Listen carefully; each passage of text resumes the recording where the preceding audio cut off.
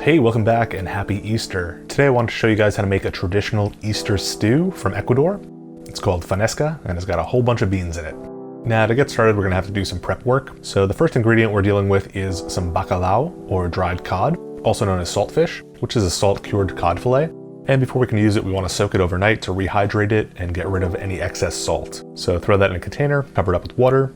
And I like to give it a few good rinses to start out with. That should get rid of most of the salt on the surface, just to give it a little bit of a head start. And over the course of the day that you're soaking this, you're going to want to change that water every 6 hours or so.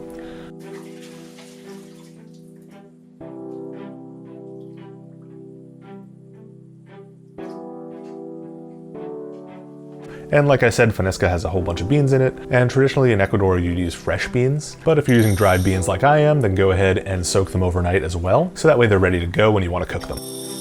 And you could also totally use leftover beans for this if you've got them on hand, as long as they're not seasoned already. Next up, we're going to peel and chop a small pumpkin.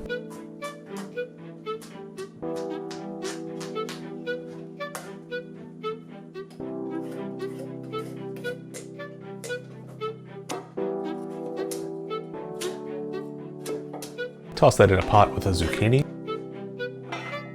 Traditionally you'd use another kind of gourd called a sambo, but zucchini tends to be the recommended replacement. Cover those up with water. Bring them to a boil. And let them go for 10 minutes until everything is nice and soft. Once they're soft, strain those guys out and throw them in a food processor.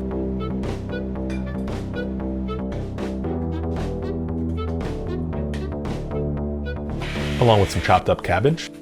This is a very small cabbage, so if you've got a normal size one, use about 1/4 of it.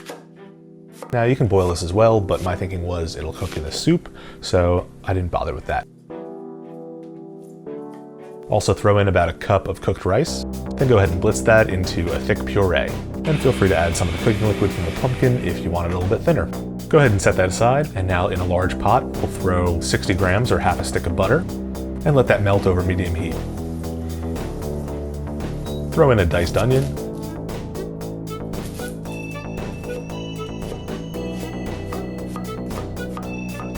and a few cloves of minced garlic.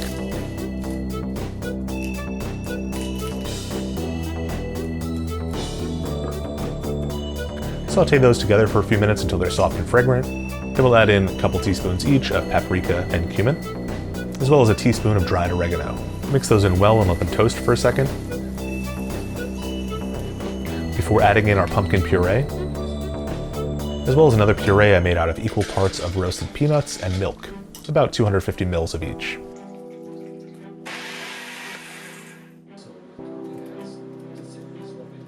Mix those in well and let them cook for a few minutes. And if it's looking a little thick, then add in 1 cup of milk.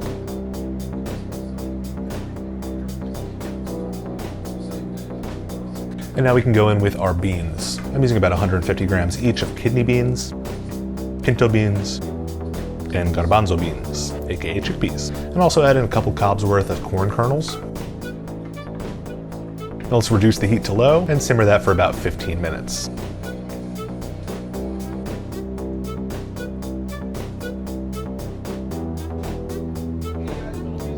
And while that's going, go ahead and subscribe to my channel. I've got new recipes out every Sunday. Now we can go ahead and drain the cod and cut it into pieces. I went with bite-sized pieces. Traditionally you would shred it, but I prefer a little bit more texture. Bear in mind it may still be a little bit salty, so adjust your seasoning accordingly. Now let's bring a half a liter of milk up to a simmer. Add in our cod, and let that cook for 10 minutes. And once 10 minutes are up, throw that in with the stew along with the milk that we cooked it in.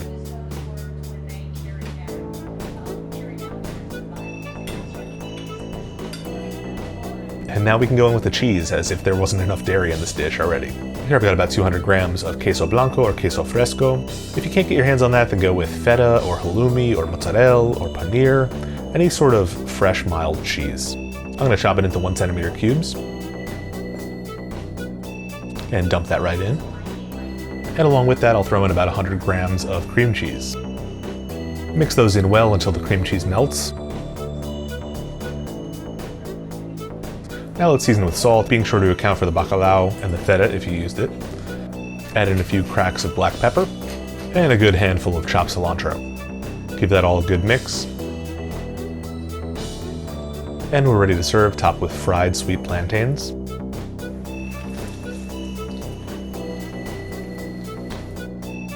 Sliced avocado.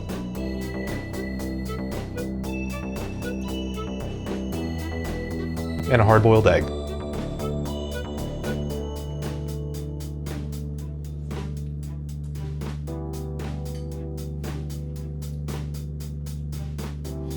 So growing up, my next door neighbors were Ecuadorian, and they played a huge part of my upbringing, and to this day they're still considered part of my extended family. So these flavors are very familiar to me, and this is one dish that I can confidently compare with the original, and I knocked it out of the park. This soup is so flavorful and every bite has something different to it, which is why I think as labor intensive as this is, it's important to put all those different types of vegetables and beans in here. They all lend their own piece to the puzzle. So I know it's intense and there's a lot of steps, but it's all pretty foolproof. So if you're looking for an adventure, then I hope you give this one a try. And if you like this recipe, then give it a thumbs up, leave a comment below, subscribe to the channel, and I'll see you guys next time.